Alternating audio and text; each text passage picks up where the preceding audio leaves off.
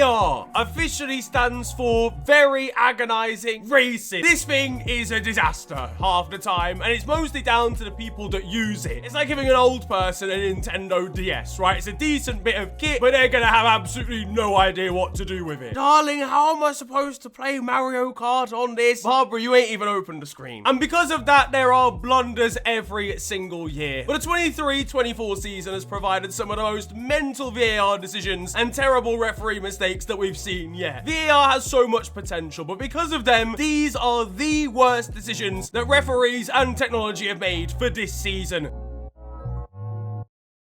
Now, we're basically towards the end of the 23-24 campaign. I expect there to be more shocking displays, but I feel like this is a safe time of the year in which to do this. So I asked you guys actually on Twitter that stood out to you, whether it be in the Champions League, in a different like top 5 league, a local domestic league, or of course in the Premier League and Cups, and there were a wide variety of answers. But universally, there was really only one place to start. A decision I've talked about in the past, but one categorically that is actually wrong. Luis Diaz's goal against Tottenham. Now for the backstory to this one, could prove to be a very important like goal and game in our title race, but it was earlier on in the season and we ended up losing thanks to a last-minute Joel Matip own goal. But earlier on in the day, Luis Diaz is set through, he finishes off nicely, pause, only for the referee and linesman to decide to chalk it off. Unfortunately, that's not quite being communicated in the VAR room. They think they've given the goal, so they decide to agree with the on-field decision, not realizing that they actually called it as offside.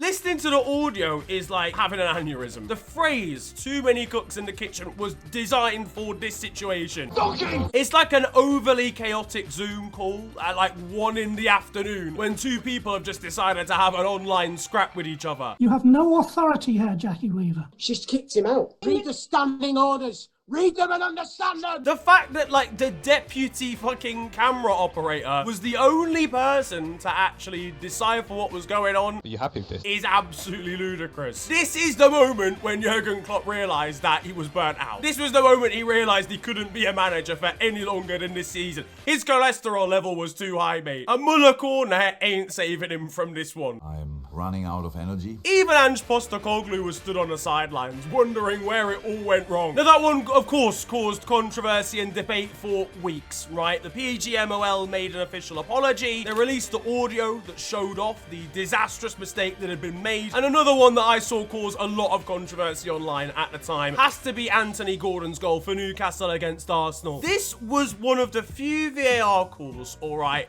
that is wrong, but I respect it. Because there were so many things that were questionable that could have had this goal disallowed, and still it wasn't. The dedication to still give this as a goal is commendable. Arsenal players didn't even know which part of this to actually complain about. Did Joe Willock manage to keep the ball in play or not? Was Joe Linton fouling Gabriel? Was Gordon offside in the first place? VAR doesn't give a fuck, mate. Just gives it anyway. It's like in maths, you know, when you've got 2 minuses that make a positive.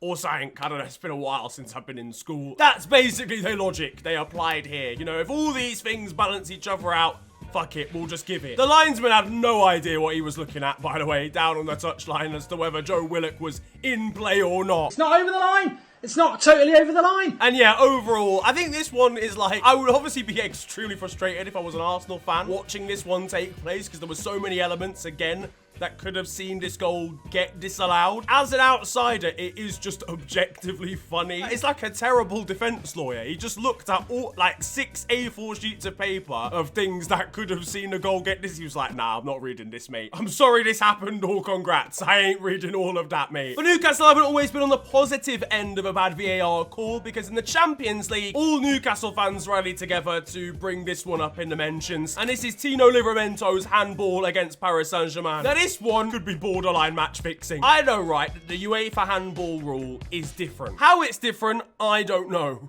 And nobody else there at UEFA knows either. Because every single time there's a handball call in the Champions League, it is a different set of rules that get applied. I think basically the overall consensus is that if the ball even so much as thinks about hitting an arm, it's a pen. And unfortunately, that was the case here as well, as the ball bounces up towards Tino Livramento at basically point blank range. The poor young English right back can't get out of the way of it. I'm pretty sure it hits His chest then hits his arm, which of course in the Premier League would mean that it isn't a penalty because he's hit a different body part deflected onto the arm first. But UEFA don't give a shit about all them technicalities. If your arm and the ball are within the same zip code, if they've got the same first line of an address together, then it's getting given. It wasn't given at the time, and then VAR went and checked it and decided that it was a penalty. A clear and obvious error by the referee. It's just a joke, you know, and Newcastle fans, I'm so sorry, because that was such an important result in their Champions League group stage run. It was such a close group. That was a genuinely Champions League defining moment. Not saying in terms of like Newcastle going on and winning it, they wouldn't have done, but they could have easily got out of the group stages if that wasn't given. I'm recording this about 6 minutes after Barcelona capitulated against PSG too, so butterfly effect wise, who knows what could have possibly happened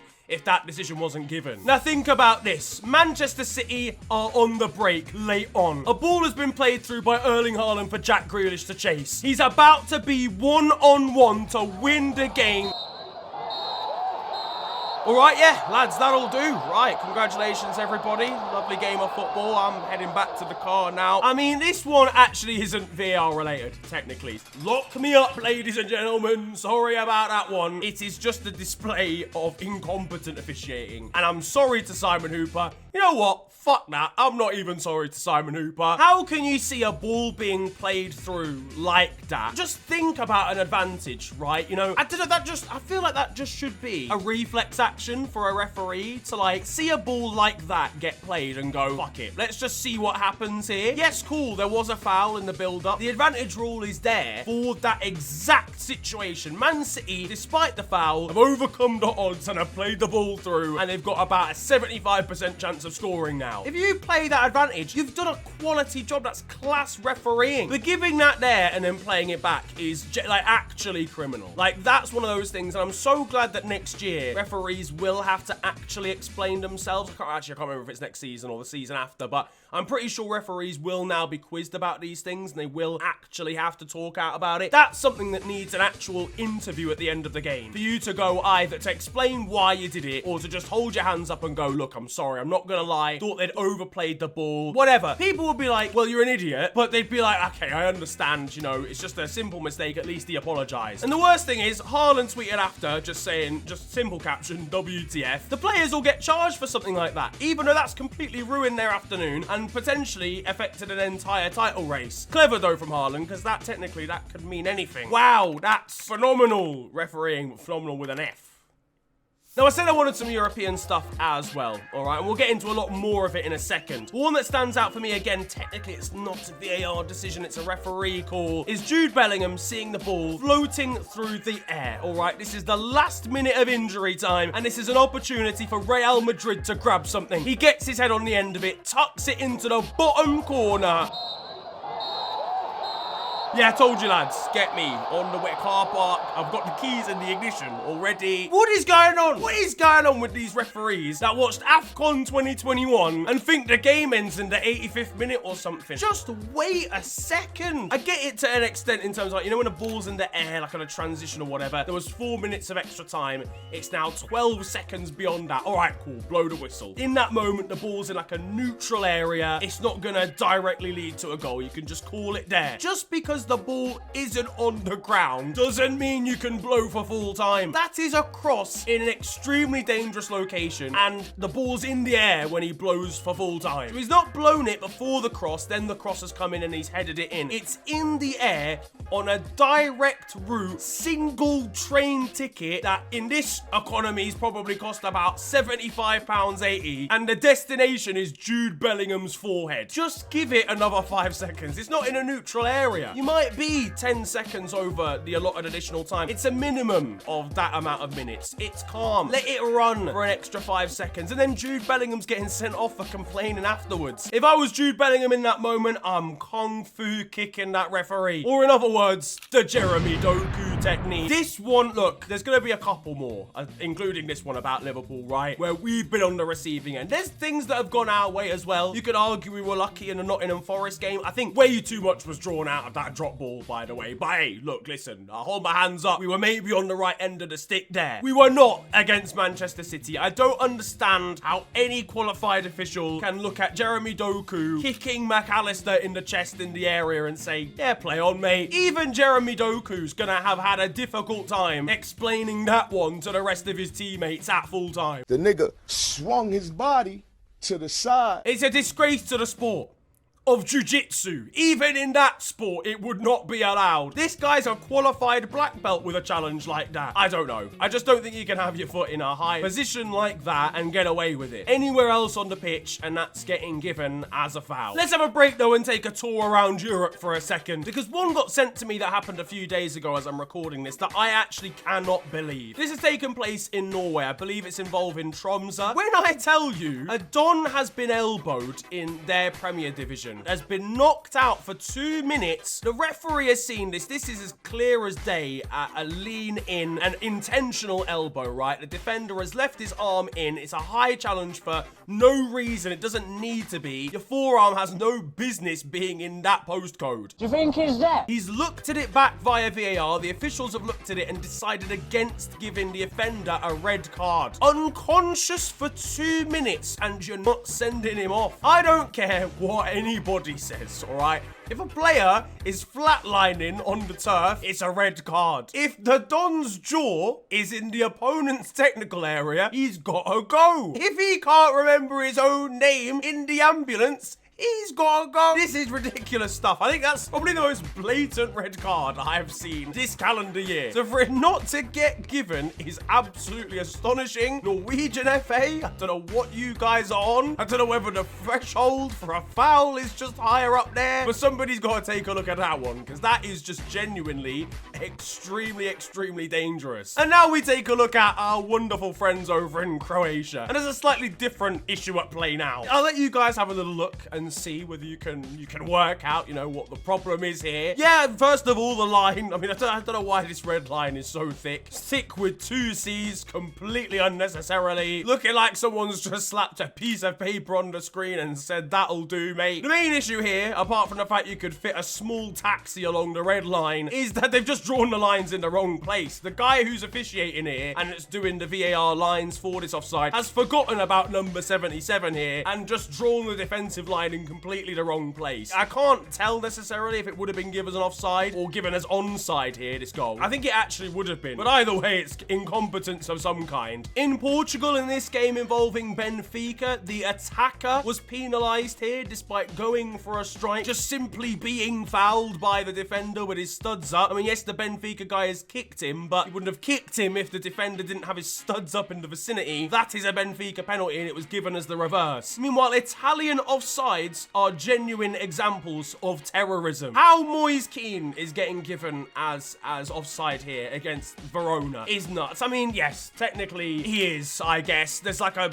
tiny, like a stud of his football boot is offside. If he was a size 7 to goal stands, do you know what I mean? But I don't know how I feel about it at that sort of minute distance. I think, you know, in the Premier League, you know, if the lines kind of merge together, we've kind of decided, okay, we'll let that one slide. That clearly is not a thing in Italy. A similar thing happened with Samuel Chukwueze. I think it was against Sassuolo. A VAR that I can't even work out, truth be told, based on the screenshot that I can see here. We'll go back closer to home, though, because, you know, in the Premier League, still so many examples. I maintain that the Premier League standards of VAR is one of the worst that I've seen. AFCON proved that VAR can genuinely be used usefully. They can genuinely come to sensational decisions, not take a ridiculous amount of time to do it, and also just look competent at the same time. But the Premier League ain't doing that. Andre Onana has come out and Superman punched Sasha Kalajic for Wolves at the start of the season. I mean, truthfully, you could make an entire one of these videos about Wolves' campaign alone. There isn't enough space in the filing cabinet for all of the apologies they've received from the PGMOL. But this one was an absolute shocker. Onana coming out, missing the ball entirely, just clattering into Kalajic, and no penalties given. The other one I was going to mention about Liverpool, it's another high-profile one again in a very big game against Arsenal. Why is Martin Ødegaard performing a double dribble in a football match? It's the wrong type of guarding, I'm afraid. This isn't the NBA, Martin. How is he able to bend down and in essence pick up the ball and it's not getting given as a pen? Was the referee dazzled by Arsenal's shocking away kit? Potentially. Maybe the light reflected off it at an uneven angle. But either way, again, a shocker. I think the PGMO will actually refuse to apologise for this one, which is even more mental. Alejandro Garnacho should have been receiving a penalty for this handball after his strike against Tottenham. Maybe slightly close range. I think that's the reason that they didn't give it, but I don't agree with that. I think there's more than enough time, and I just think the defender's arm is not in a natural position regardless, so unless it's like literally half a yard away, which it isn't, this has got to be getting given as a pen as well. I saw some United fans saying the Garnacho offside against Arsenal. That's a difficult one because I think that's about the angle rather than anything else. I think the same for the Nico Jackson offside against Liverpool. When you see it from a completely separate angle, it does look offside. But an offside I won't be taking any leniency against here will be Max Kilman's disallowed goal against West Ham at the death a few weeks ago. 4 years ago, that's a goal, and no one even questions it. No one in West Ham's defence questions it. No one back in the studio questions it. I don't even think there's a single Don in the crowd that questions it. And yet, similarly, I think, is it Akanji or is it, I think it's an Akanji header, but Ake stood in the way of Bernd Leno. That's not given as offside in Man City's game against Fulham. Where is the consistency here? Mykhailo Mudryk getting a penalty against Burnley, soft as hell. How that ended up being a second yellow card, I don't know. Thankfully for Burnley, Chelsea are just arse, so they managed to bottle it against a 10-man side anyway. The penalty in the game at the death between West Ham versus Sheffield United as well. Again, extremely soft. Never a penalty whatsoever. Calvin Phillips going to clear the ball away for West Ham, only for Anthony Gordon to just stick his leg planted in front of him, even though Calvin Phillips was in possession of the ball. That still being given as a penalty for Newcastle is diabolical. Yet when Matt Turner absolutely clamps Johan Wissa from Brentford, that's somehow not given as a penalty, even though he was basically the last man and it was a guaranteed goal if Wissa gets the ball past him. Easy tap in, 5 yards out. But genuinely one of the worst decisions that I've seen all year has got to be between Nottingham Forest and Bournemouth, where Willy Boly lets the ball escape from him a little bit, but manages to put in a challenge. I think it's on Marcus Tavernier, I can't remember to be honest with you, or maybe Philip Billing. He gets a foot to the ball and the Bournemouth player actually treads on his foot, only for the referee to give a second yellow card to Willy Boly for being stepped on. The problem is VAR can't overturn second yellow cards or yellow cards generally, so even though that is possibly the worst decision the referee has made all year, VAR has its hands tied behind its back because it's not allowed to interject. That's crazy. Who's making these rules? I don't get it. Just use VAR when things are wrong. Don't do this whole fucking beyond reasonable doubt. It has to be a massive error. We can't do yellow cards. If something's very wrong, just change it, fam. That's what it's there for. It's not there for in La Liga, where Ben Brereton Diaz managed to get in behind for Villarreal and score a last-minute equaliser against Sevilla, only for VAR to overturn it because the Sevilla defender quite literally tripped over himself. How that one was given, again, I've got no idea. And the Netherlands, you lot have been stinking it up as well. This penalty in a cup match between Feyenoord and PSV. Defender, I don't think has got the ball here or anywhere near enough of it. This is a clamp of a challenge. He might have touched about 3 molecules of the ball here, but for me, he's clamped the player before he's actually made that contact. That is a penalty. And then in a game between Feyenoord and Almere City, Feyenoord managed to grab themselves a goal. The ball sort of is headed forward. A defensive midfielder for Almere goes to control it and makes a complete hash of it. It then ends up going to a Feyenoord player who, in the first original phase of play, would have been offside. It results in a goal, but it's somehow given as offside anyway, even though the Almere defensive midfielder made a conscious effort to control it and completely fucked it. I don't know, maybe there's a slight area, grey area in the offside rulebook when it comes to that, but I think when you go for the ball like that, it's a new phase of play. Either way, the Almere defensive midfielder here is getting basically rewarded for his error. Because if he controls it properly, it's not a problem. It's not going to be offside, it's not going to be a goal, whatever. He makes a hash of it. Punish him because he's made a hash of it. He's given it to the Feyenoord defender by miscontrolling it. That is a new phase of play, mate. And then finally, shout out to Scotland for just general all-round incompetence. If there was to be a league that's probably most consistent, I think Scotland are up there, really. Couple of old firm examples. There was a Ross County handball that just wasn't seen. And yes, obviously VAR newer for them, but they've got to learn how to use it, lads. Come on. But that's going to wrap up the worst decisions VAR-wise of the 23-24 campaign. If there's any that I missed, of course, let me know down in the comments section. I appreciate you guys sending them over. I'm sure there's a plenty that I didn't get a chance to talk about in this one. But on top of that, what was the worst one of the year? Was it the Luis Diaz one? Was it Willy Boly? Was it a different one? Let me know down there too. If you have enjoyed though, feel free to slap a like on the video and of course subscribe if you are new to the channel. You can also follow me on social media. It is at @theofficialfng on Twitter, Insta, and on TikTok. But it's been a pleasure ranting at you guys today. Have a wonderful day, enjoy yourselves, and goodbye.